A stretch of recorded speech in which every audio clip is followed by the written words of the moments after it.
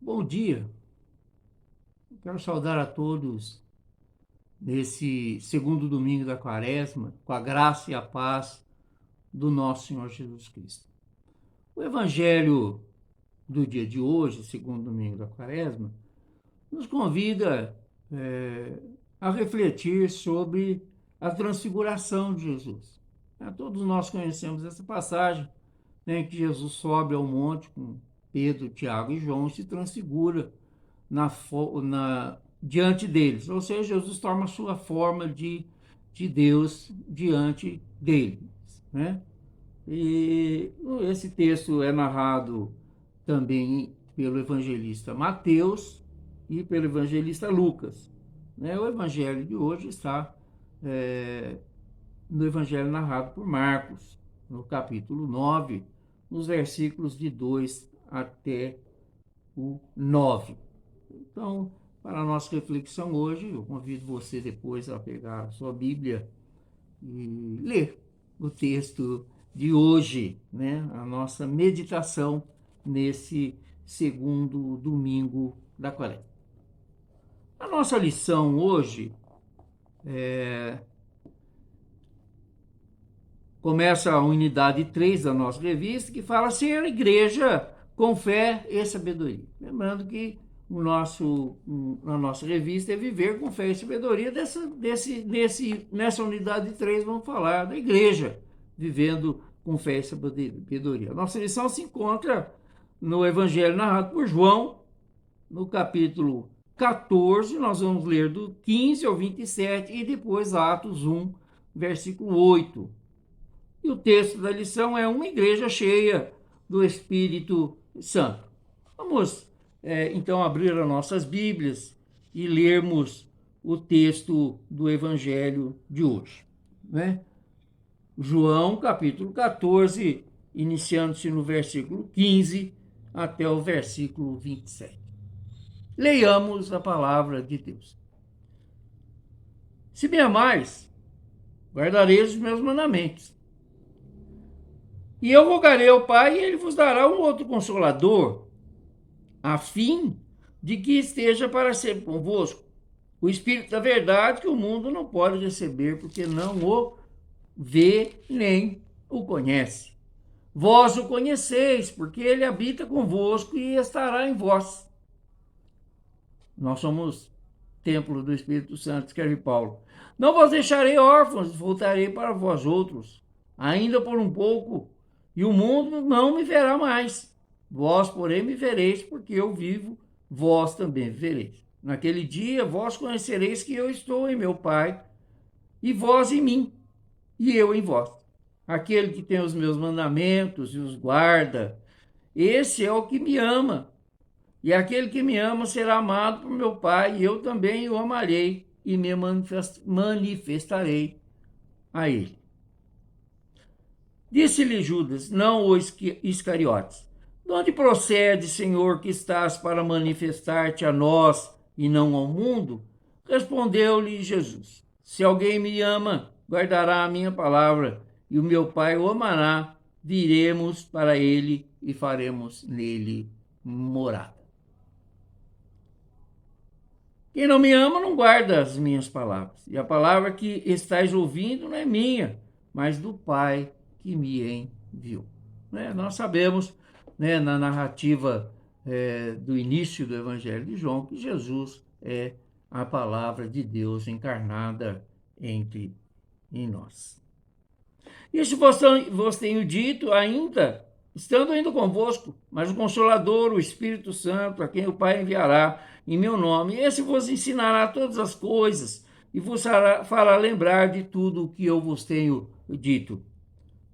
Deixo-vos a paz, a minha paz eu vos dou. Não vou lá dou como a dá o mundo, não se turbe o vosso coração, nem se atemorize. Esse capítulo 14 de João começa, quando Jesus está no seu discurso, falando a respeito do que vai acontecer.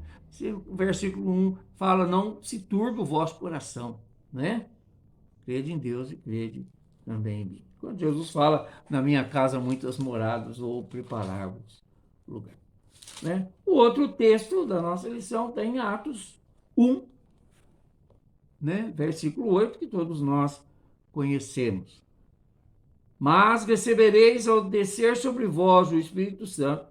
Desculpe, mas recebereis poder ao descer sobre vós o Espírito Santo. E sereis minhas testemunhas, tanto em Jerusalém como em toda a Judéia e Samaria e até os confins da terra.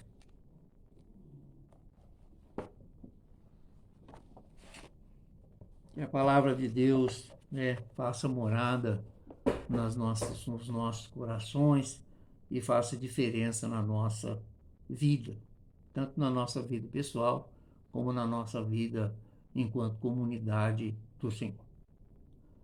A igreja do Senhor Jesus, mesmo diante dos maiores desafios, eram grandes. Tem sempre sobre si o poder e a graça do Espírito Santo de Deus, ainda hoje. Ele é consolador, o Espírito da verdade, o doador do poder para a realização da missão. Reconhecê-lo é a grande chave para entender o êxito da igreja primitiva, apresentada no livro de Atos dos Apóstolos. Aquela era uma igreja viva, porque possuía a presença do Espírito Santo, né?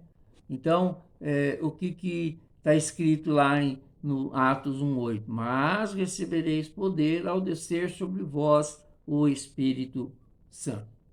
Então, o poder está na presença do Espírito Santo na vida de cada um de nós e na vida da igreja em especial.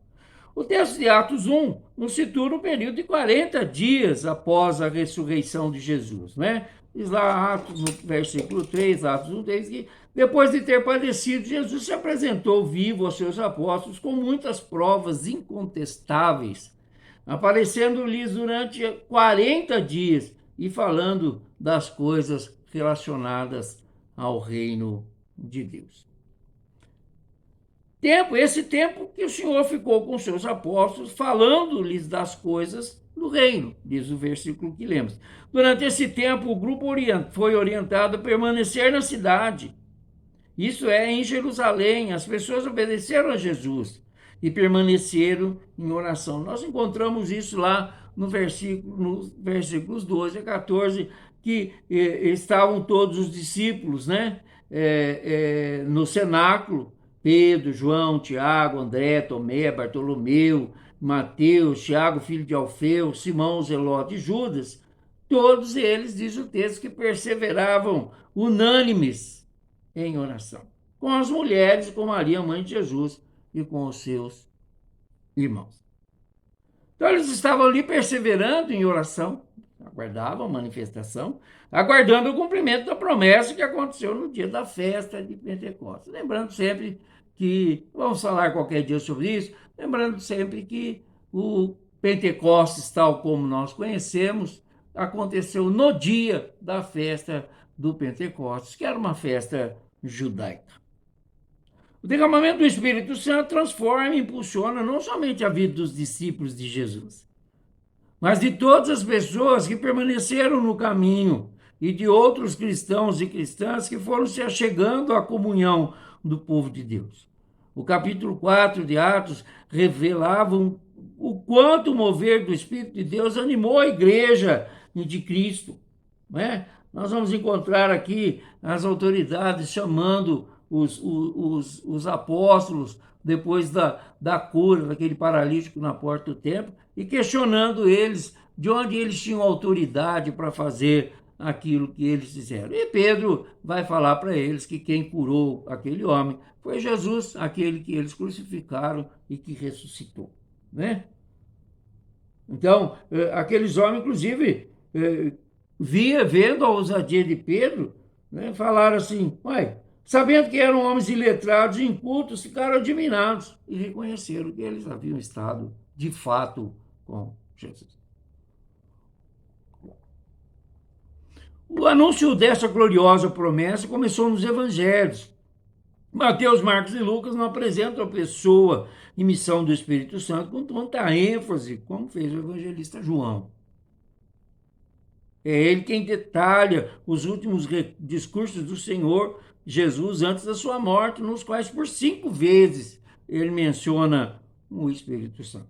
No texto que nós lemos, 14, do 16 ao 17, 14, 26, e ainda, né, no capítulo 15, que ele, 26, 27, que ele fala: quando porém vier o Consolador, eu enviarei a vocês da parte do Pai, que eu enviarei a vocês, desculpe, da parte do Pai, o Espírito da verdade que dele procede. Esse dará testemunho de mim. E vocês também testemunharão, porque estão comigo desde o princípio.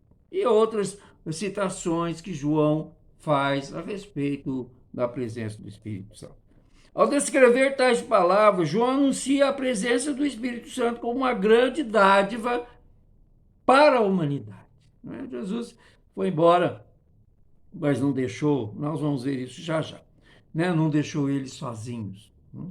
No capítulo 14, aos discípulos assustados e temerosos, né? Não se turbe o vosso coração, versículo 1, Jesus, o Consolador do seu povo, promete outro paráclito, palavra grega, paráclitos, né?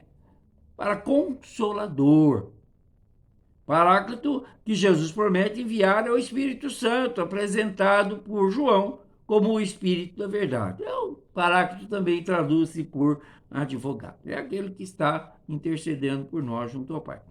É o Espírito Santo que impulsionará a comunidade dos discípulos e discípulos a uma comunhão plena com Deus, o Deus Pai e o Deus Filho, transformando cada um em morada de Deus. No versículo 23, nós vemos isso, né? Do texto que lemos.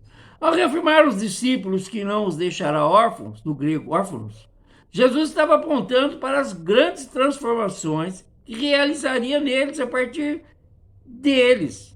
A palavra órfãos, que está no versículo 18, designa não apenas quem foi privado de seus pais, como alguém, mas também como alguém que foi abandonado por eles. Pelo que se observa na narrativa desse capítulo, a preocupação dos discípulos ela estava relacionada a esse segundo sentido, o de ser abandonado por Jesus. Né? A ausência de Jesus deixá-los abandonados diante de um mundo hostil. Jesus então promete que seus discípulos não ficarão abandonados, pois ele estaria sempre ao lado deles, através da presença do Espírito Santo de Deus. Jesus mostrou uma missão do Espírito, mais o Consolador, o Espírito Santo, que o Pai enviará em meu nome, e esse ensinará a vocês todas as coisas e fará com que se lembre de tudo o que eu lhes disse. Eu menciono sempre esse texto, porque tem alguns irmãozinhos abençoados que vão para uma pregação, para um ensino bíblico, sem se preparar adequadamente. O Espírito Santo vai pôr a palavra na minha boca. O Espírito Santo não vai pôr a palavra na boca de ninguém, né, que não tenha estudado a palavra, não tenha lido a palavra. É isso que Jesus fala. E ele vos ensinará todas as coisas e fará com que se lembre de tudo que eu lhes disse. Em outras traduções, de tudo que eu lhes tenho ensinado. Né? Então, o Espírito Santo vai nos lembrar daquilo que nós conhecemos, daquilo que nós estudamos e nos preparamos. Não suba ao púlpito ou se atreva a dar uma aula ou fazer um ensinamento bíblico sem se preparar muito bem. Aí o Espírito Santo vai agir em você. Vemos assim que o derramamento do Espírito é o início da missão dos apóstolos, para que Cristo fosse levado a outros e seu corpo fosse então se formando, né? A igreja se formando. Essa seria a maneira de Cristo reinar em outros lugares e não somente em Israel. O Espírito Santo impulsionou a igreja, né? Nós falávamos sobre o apóstolo Paulo, o Espírito Santo impulsionou a igreja, né? Paulo viajou por todo o mundo conhecido, levando a palavra de Deus, e assim foram os outros apóstolos também. Né? Então, essa sair, né, é aquilo que está escrito em Atos 1:8, e sereis minhas testemunhas. E é assim mesmo que está a ordem, tanto em Jerusalém como em Samaria, e na Judéia, e em todo, né, e por toda a terra. Essa seria a maneira de Cristo reinar em outros lugares, não somente Israel. É no cumprimento dessa missão que os apóstolos estariam revestidos de poder. A missão era de testemunha, do grego martíria, alguém convocado para relatar o que viu em relação ao que está sendo julgado. A testemunha deveria estar disposta a garantir a verdade com a própria vida, daí a expressão mártir em nossa língua. Assim sendo, só o poder e o revestimento do Espírito Santo poderiam dar coragem necessária para essa tarefa. Sem a ação do Espírito Santo, a igreja teria ficado naquele lugar, nós não seríamos hoje, né, felizes seguidores e conhecedores do Evangelho. Com a formação da igreja, depois da experiência do Pentecostes, narrada em Atos 2, o Espírito Santo passa a se manifestar nela e por meio dela. Ele age em continuidade ao ministério iniciado por Jesus Cristo. E algumas de suas intenções desse propósito são: quais são as intenções do Espírito Santo nesse propósito? Capacitar a igreja na missão de anunciar o evangelho da salvação. Jesus ordenou: vão por todo mundo e pregam o evangelho a toda criatura. Está lá em Marcos 16:15. No poder do Espírito, os discípulos e discípulas cumpriram essa missão, anunciando a obra de Cristo e a salvação. Atos 2, do 22 a 36. Esse texto, Atos 2, né, a partir da descida do Espírito Santo, tem uma pregação do apóstolo Pedro, né, que nós vimos que aqueles homens do Sinédrio viram que eles eram homens iletrados e incultos, mas se a gente ler a pregação de Pedro, ele vai discorrer sobre a vinda do Messias desde o Velho Testamento até a morte e crucificação de Jesus. E ele falou com tanta ousadia sobre isso, que aqui os homens, ao final, perguntaram: o que faremos então, né, diante dessa situação, desse tudo que você está me falando? E Pedro diz a eles: arrependei-vos e credes no Evangelho. Né? Diz o livro de Atos dos Apóstolos, que naquele dia foram batizados 3.000 pessoas. Essa também é a nossa missão como igreja: proclamar que Jesus Cristo é o Senhor e Salvador. Certamente teremos êxito se a nossa vida estiver totalmente aberta ao mover do Espírito Santo. O Espírito Santo vai agir na nossa vida de acordo com a nossa permissão. Se permitirmos que ele nos guie a toda a verdade, que é o que diz, né, João, no capítulo 16, versículo 13. Né? Ele vos guiará a toda verdade. Né? O Espírito Santo, ele os guiará a toda verdade. Está lá. Né? Não falará de si mesmo, mas vai falar das coisas que Deus mandou que falasse.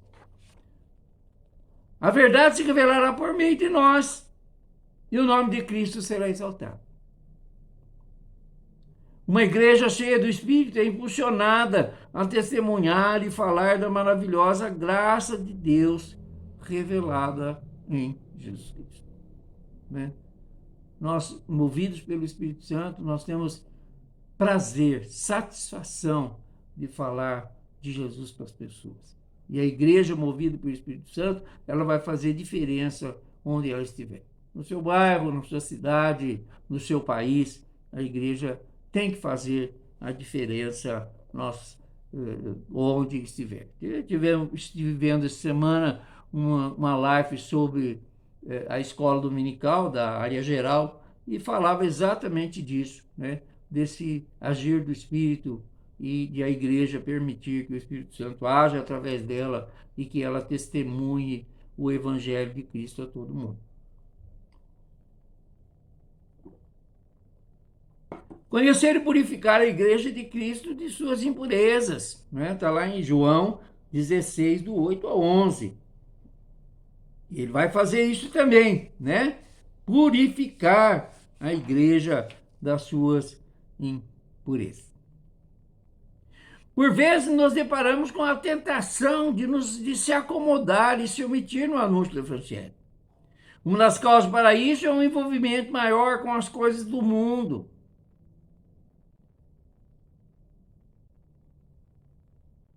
Enquanto a vida espiritual vai ficando prejudicada. Nós devemos tomar cuidado com isso. Quando isso acontece, certamente o pecado encontra lugar em nós. O apóstolo Paulo escreve em Gálatas, né, capítulo 5, que o espírito milita contra a carne e a carne milita contra o espírito. Né? Então, na ausência dos frutos do espírito, as obras da carne imperam. Né? Lemos isso ainda em Gálatas, capítulo 5. Né? Muitas vezes temos a impressão de que o Espírito Santo não sopra mais em nossas comunidades. E por vezes lamentamos isso, mas não paramos para pensar por que isso acontece. Por que isso acontece? Né? Por quê? Será que estamos deixando de buscar a presença do Espírito Santo na igreja? Será que não é porque ficamos indiferentes ao seu chamado diante das prioridades que temos na vida? O pecado nos afasta de Deus e nos leva a falhar como discípulos e discípulos de Cristo.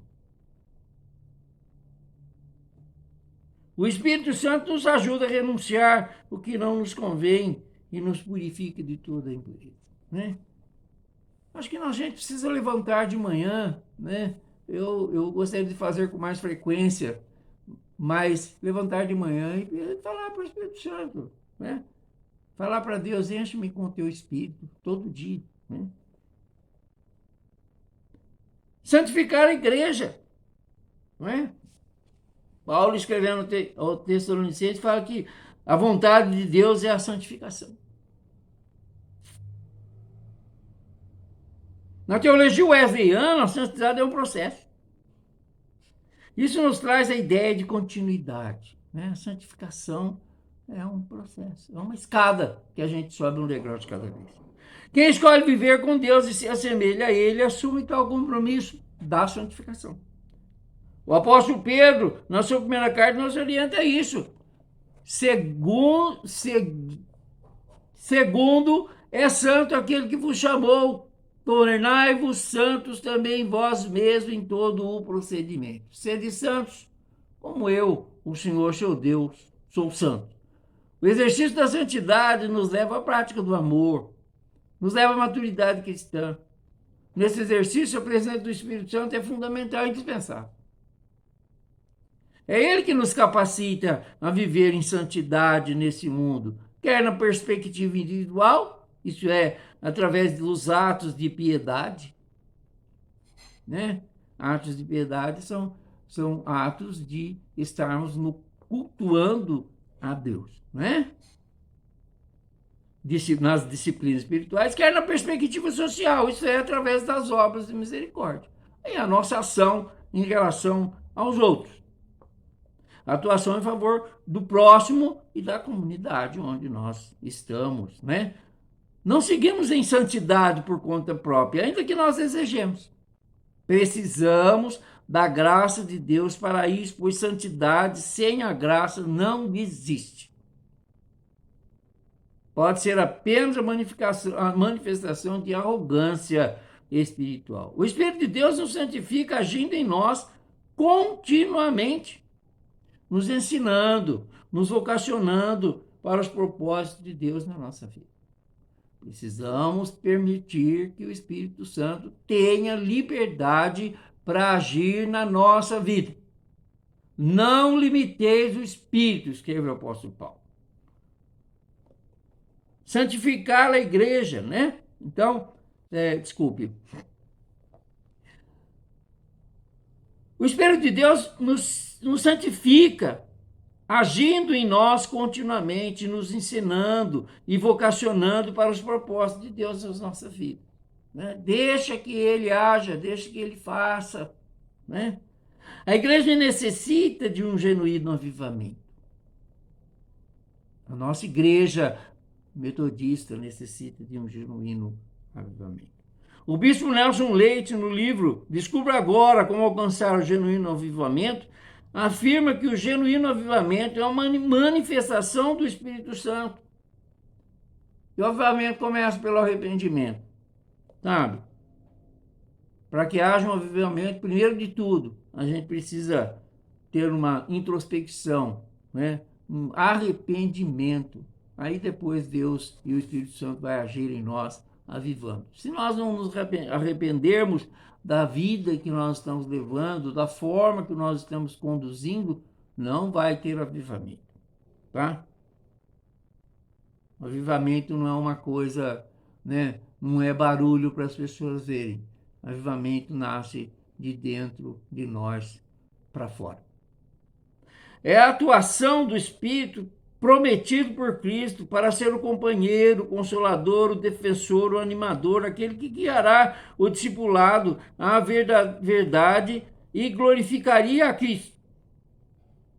João nos dá o referencial básico nos capítulos 14, 15 e 16 da natureza e realidade do Espírito Santo.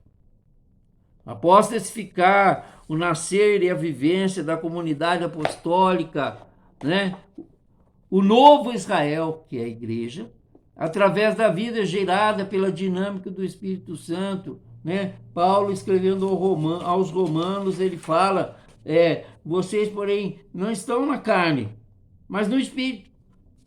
E se de fato o Espírito de Deus habita em vocês, e se alguém não tem o Espírito de Cristo, esse não é dele.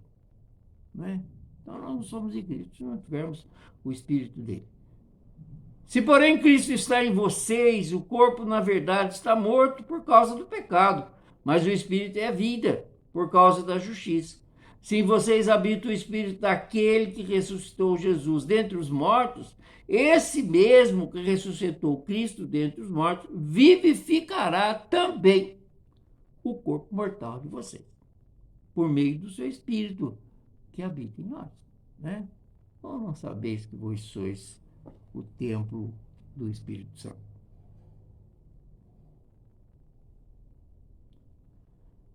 Paulo nos fala do vivificar pelo Espírito nesses versículos. Esse mesmo Espírito é o agente divino do genuíno avivamento junto aos cristãos da igreja, da história e de todo o universo. Isso é obra divina. Uma igreja cheia do Espírito resiste às perseguições e tentações diárias. É comprometida com Deus por guarda os seus mandamentos. Jesus falou muitas vezes nesse texto que nós lemos da necessidade. Aquele que guarda os meus mandamentos, esse sim me ama. Não é? Se vocês demonstram o seu amor a Deus guardando os mandamentos. E com as pessoas, pois guarda os mandamentos, testemunha a pessoa de Cristo ao mundo. É também comprometida com a realidade à sua volta, pois um mundo sem a presença do Espírito ainda permanece sob o domínio do medo e não da paz. Aquela paz que Jesus disse que dá. Deixo-vos a paz, a minha paz eu vos dou. Para transformar isso, a igreja movida pelo Espírito crê, anuncia, denuncia, cultua, serve e testemunha a graça de Deus. Para a gente refletir.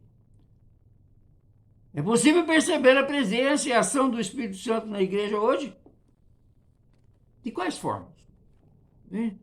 Como Deus está agindo na sua igreja, na sua comunidade e na sua vida através do Espírito Santo? Oremos. Deus, nós te agradecemos porque o Senhor deixou para nós o Espírito Santo para caminhar conosco, para nos dar a direção, para interceder por nós, para nos confortar e nos consolar nas horas de necessidade. Que o Senhor esteja sobre as nossas vidas, em especial que o Senhor haja na nossa igreja. Não na nossa igreja local só, mas em toda a igreja que prega o Evangelho pelo mundo. Sê conosco, Senhor. Nos guarde, nos proteja, nos dê um domingo abençoado, guiados e orientados pelo Teu Espírito Santo em tudo e em todas as coisas. Amém. Que Deus nos abençoe com a sua presença e com a presença maravilhosa do seu Santo Espírito. Amém.